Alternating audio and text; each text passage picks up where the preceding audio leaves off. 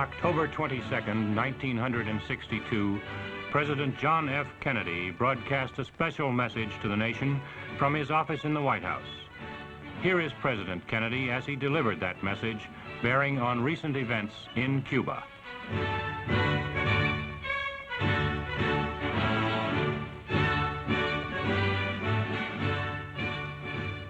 Good evening, my fellow citizens. This government, as promised, has maintained the closest surveillance of the Soviet military buildup on the island of Cuba. Within the past week, unmistakable evidence has established the fact that a series of offensive missile sites is now in preparation on that imprisoned island. The purpose of these bases can be none other than to provide a nuclear strike capability against the Western Hemisphere. Upon receiving the first preliminary hard information of this nature last Tuesday morning at 9 a.m., I directed that our surveillance be stepped up. And having now confirmed and completed our evaluation of the evidence and our decision on a course of action, this government feels obliged to report this new crisis to you in fullest detail. The characteristic of these new missile sites indicate two distinct types of installations. Several of them include medium-range ballistic missiles capable of carrying a nuclear warhead for a distance of more than 1,000 nautical miles. Each of these missiles, in short, is capable of striking Washington, D.C., the Panama Canal, Cape Canaveral, Mexico City, or any other city in the southeastern part of the United States, in Central America, or in the Caribbean area.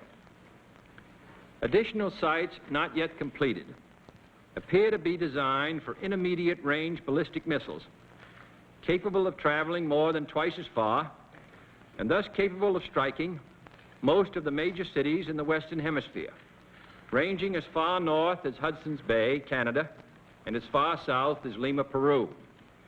In addition, jet bombers capable of carrying nuclear weapons are now being uncrated and assembled in Cuba, while the necessary air bases are being prepared.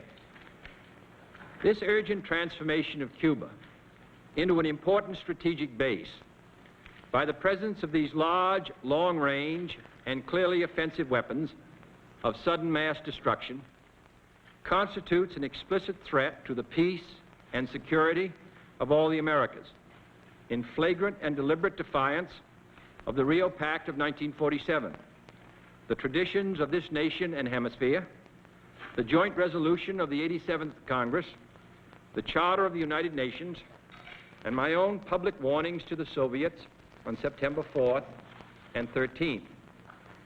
This action also contradicts the repeated assurances of Soviet spokesmen, both publicly and privately delivered, that the arms buildup in Cuba would retain its original defensive character, and that the Soviet Union had no need or desire to station strategic missiles on the territory of any other nation. The size of this undertaking makes clear that it has been planned for some months. Yet only last month, after I had made clear the distinction between any introduction of ground-to-ground missiles and the existence of defensive anti-aircraft missiles, the Soviet government publicly stated on September 11th that, and I quote, "The armaments and military equipment sent to Cuba are designed exclusively for defensive purposes," unquote. That there is, and I quote the Soviet government, "there is no need for the Soviet government to shift its weapons for a retaliatory blow to any other country, for instance, Cuba," unquote. And that, and I quote the government, "the Soviet Union has so powerful rockets to carry these nuclear warheads that there is no need to search for sites for them beyond the boundaries of the Soviet Union," unquote. That statement was false. Only last Thursday, as evidence of this rapid offensive buildup was already in my hand, Soviet Foreign Minister Gromyko told me in my office that he was instructed to make it clear once again, as he said his government had already done, that Soviet assistance to Cuba, and I quote, "pursued solely the purpose of contributing to the defense capabilities of Cuba, unquote. That, and I quote him, training by Soviet specialists of Cuban nationals in handling defensive armaments was by no means offensive. And that if it were otherwise, Mr. Gromyko went on, the Soviet government would never become involved in rendering such assistance, unquote. That statement also was false. Neither the United States of America nor the world community of nations can tolerate deliberate deception and offensive threats on the part of any nation, large or small. We no longer live in a world where only the actual firing of weapons represents a sufficient challenge to a nation's security to constitute maximum peril. Nuclear weapons are so destructive and ballistic missiles are so swift that any substantially increased possibility of their use or any sudden change in their deployment may well be regarded as a definite threat to peace. For many years, both the Soviet Union and the United States, recognizing this fact, have deployed strategic nuclear weapons with great care, never upsetting the precarious status quo, which ensured that these weapons would not be used in the absence of some vital challenge. Our own strategic missiles have never been transferred to the territory of any other nation under a cloak of secrecy and deception. And our history, unlike that of the Soviets since the end of World War II, demonstrates that we have no desire to dominate or conquer any other nation or impose our system upon its people. Nevertheless, American citizens have become adjusted to living daily on the bullseye of Soviet missiles located inside the USSR or in submarines. In that sense, missiles in Cuba add to an already clear and present danger.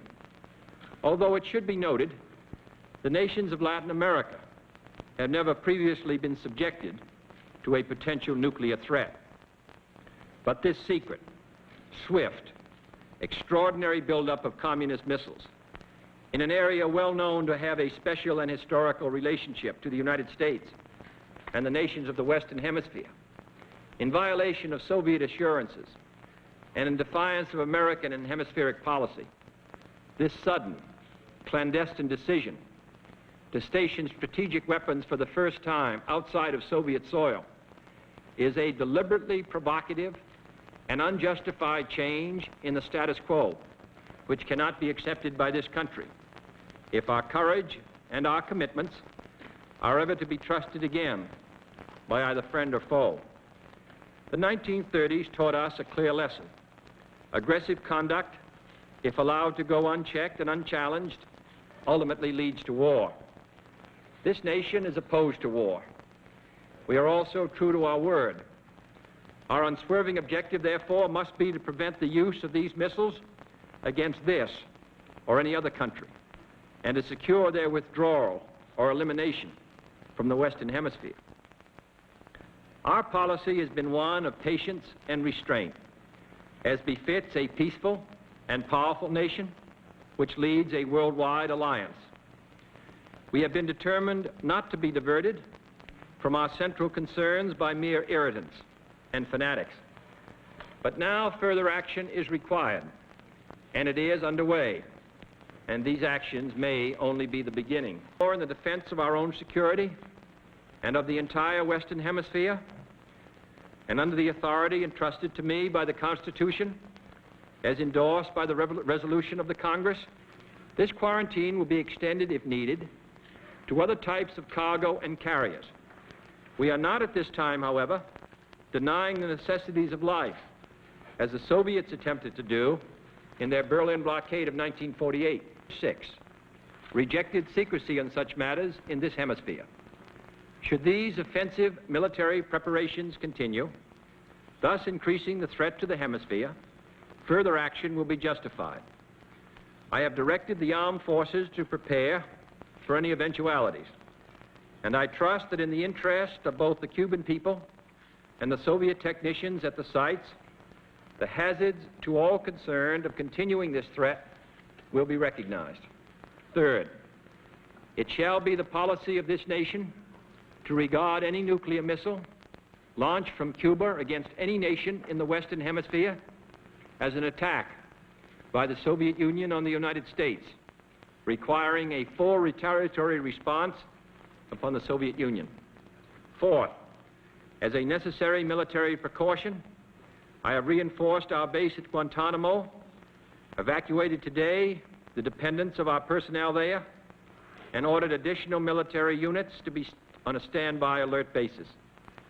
Fifth, we are calling tonight for an immediate meeting of the Organization of Consultation under the Organization of American States to consider this threat to hemispheric security and to invoke Articles 6 and 8 of the Rio Treaty in support of all necessary action.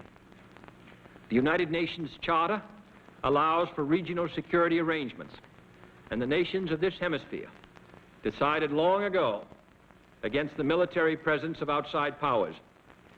Our other allies around the world have also been alerted. Sixth, under the Charter of the United Nations, we are asking tonight that an emergency meeting of the Security Council be convoked without delay to take action against this latest Soviet threat to world peace. Our resolution will call for the prompt dismantling and withdrawal of all offensive weapons in Cuba under the supervision of UN observers before the quarantine can be lifted.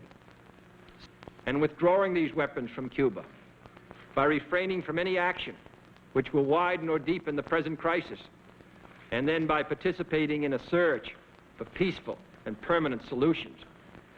This nation is prepared to present its case against the Soviet threat to peace and our own proposals for a peaceful world at any time and in any forum, in the OAS, in the United Nations, or in any other meeting that could be useful, without limiting our freedom of action.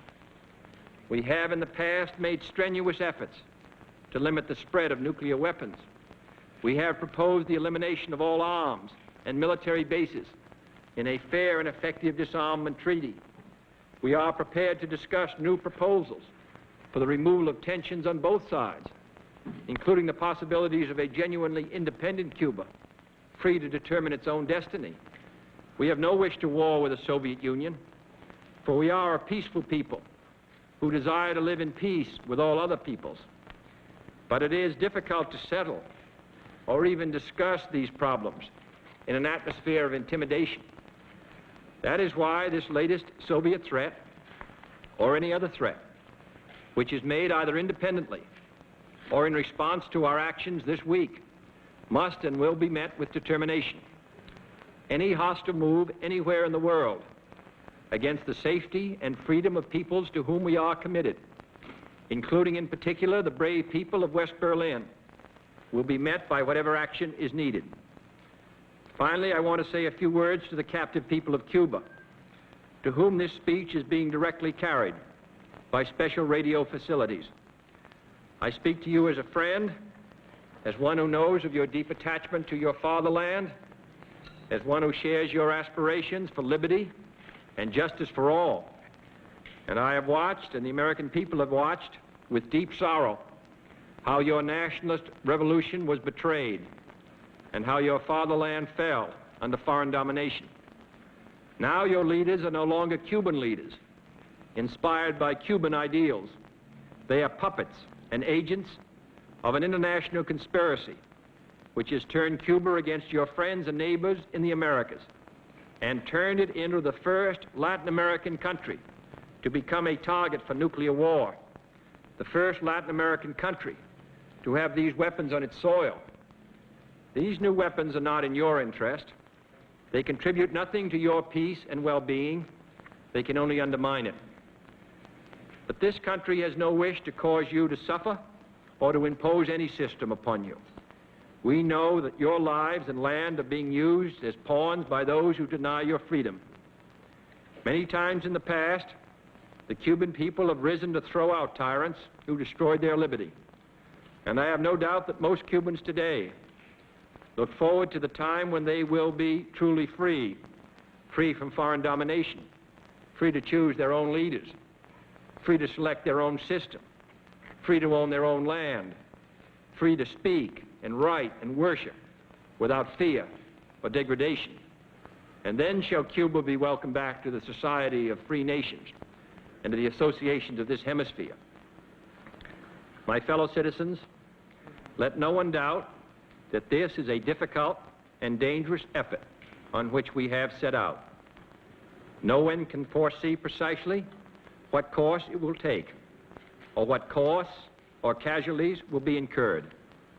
Many months of sacrifice and self-discipline lie ahead, months in which both our patience and our will be tested, months in which many threats and denunciations will keep us aware of our dangers. But the greatest danger of all would be to do nothing. The path we have chosen for the present is full of hazards, as all paths are. But it is the one most consistent with our character and courage as a nation and our commitments around the world. The cost of freedom is always high, but Americans have always paid it. And one path we shall never choose, and that is the path of surrender or submission. Our goal is not the victory of might, but the vindication of right. Not peace at the expense of freedom, but both peace and freedom here in this hemisphere, and we hope around the world. God willing, that goal will be achieved. Thank you and good night.